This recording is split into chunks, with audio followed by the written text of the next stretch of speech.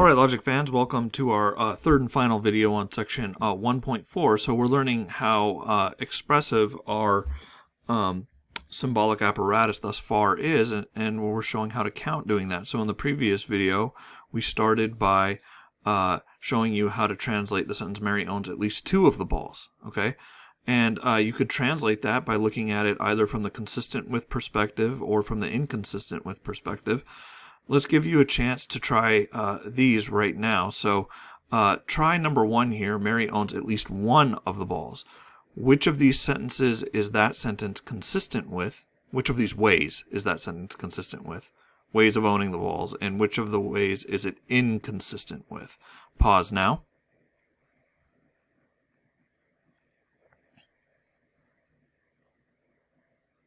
Okay, so hopefully you've had a chance to do this, right? But if you'll notice, Mary owns at least 1 of them is consistent with all of these ways except way 8, right?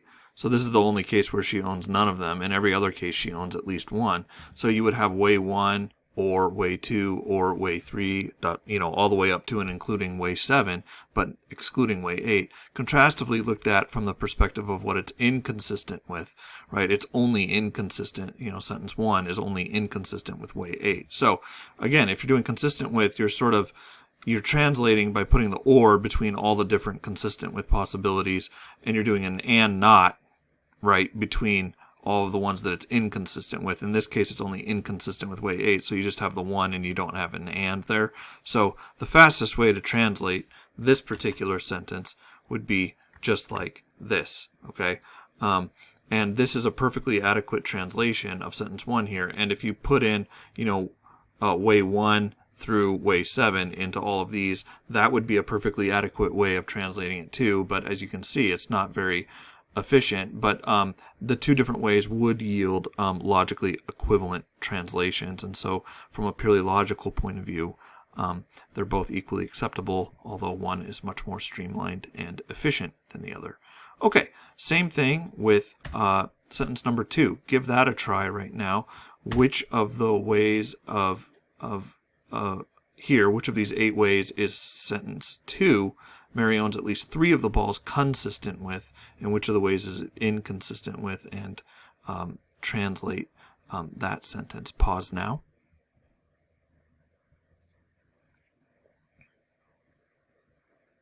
Okay, so in this particular case, hopefully you've had a chance to do it, right? It's only consistent with way 1, so if she owns at least 3 of them, then this is possible. But none of these others are possible. They're all impossible. So not way 2 and not way 3 and not way 4, ... and not way 8, right? And so if you want to translate it, you could translate it this way, and this would be a perfectly fine translation of that, given the parameters of the problem, okay? And if you were to, fill in all of these, that would be a perfectly adequate translation, which would be logically equivalent to this one, okay? So that's cool. I mean, look, you're already counting. We've done at least 1, at least 2, and at least 3.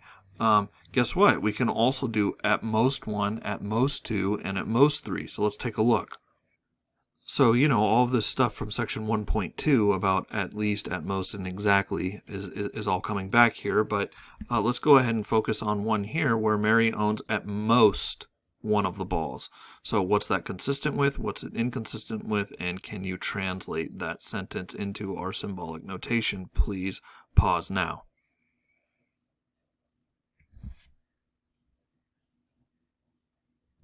Okay, so Mary's owning at most 1 of the balls is consistent only with ways 4, 6, 7, and 8. Notice that includes the possibility that she owns none of them.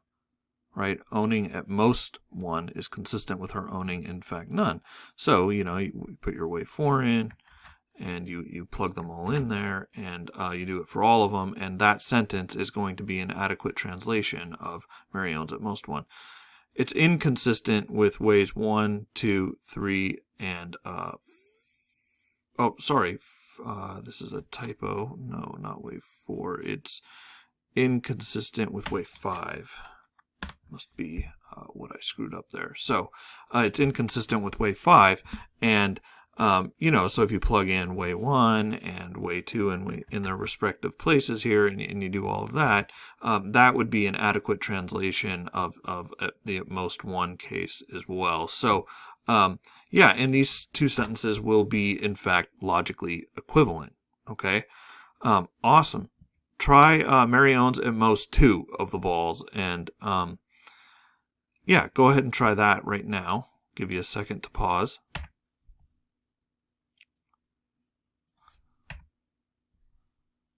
Okay, so it's going to be consistent with a lot of possibilities. In fact, the only one that it's inconsistent with is way 1, where she owns 3, but owning at most 2 is consistent with all the other possibilities. So the fastest way to translate this sentence would be just by plugging in your way 1 sentence there, okay? And that would be a perfectly adequate way, though you could fill in all of these, and these two sentences would, in fact, be logically equivalent, okay? Go ahead and try sentence 3, Mary owns at most 3, just for practice right now. Pause now.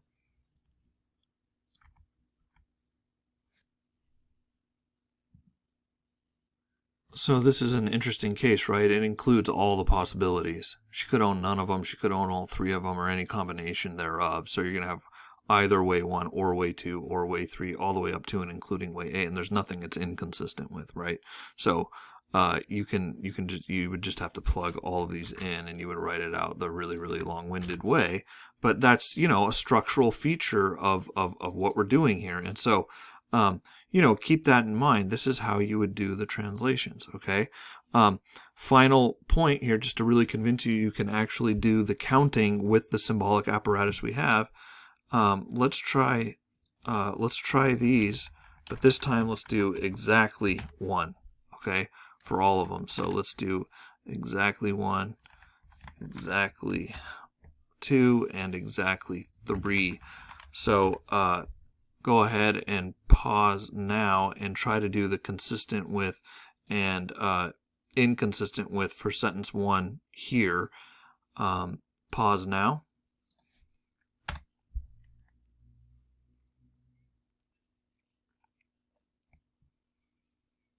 Okay, so, you know, her owning exactly 1 of them, it has to be either way 4 or way 6 or way 7, right? So she owns the red one, but neither of the others, right? She owns the blue one, but neither of the others.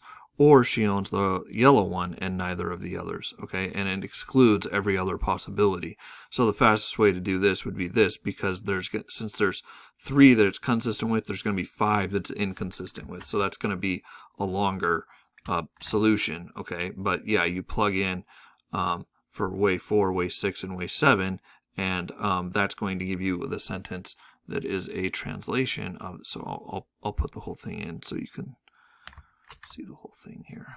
Let's do it like this, and finally way 7, which should have only 1, and it does look like that. Okay, and so this would be your solution. Okay, it would look just like that. And yeah, that is a sentence which translates Mary owns exactly 1 of the balls. One of these is true, right? Okay, pretty cool.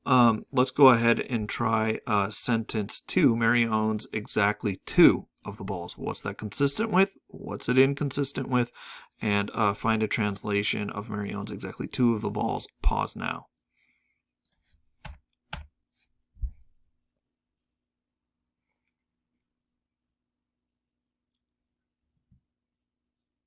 So this is another nice one where it's just, you know, the 3 possibilities. Either she owns the red and the blue, or she owns the red and the yellow, or she owns the blue and the yellow, and not the yellow one in each case, right? So way 2, she owns the red and the blue and not the yellow. So we would do it, you know, this way, right? And way 3, she owns the red and the yellow, but not the blue. So that would go here. And then for way 5, you would have her owning the yellow and the blue, but not the red.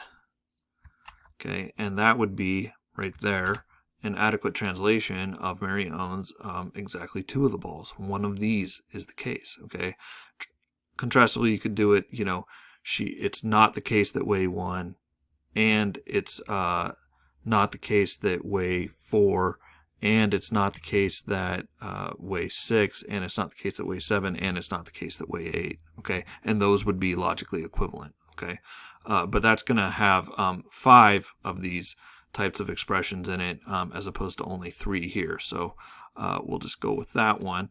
All right, last one, I promise. Mary owns exactly 3 of the balls. How does that work in this case? Pause now.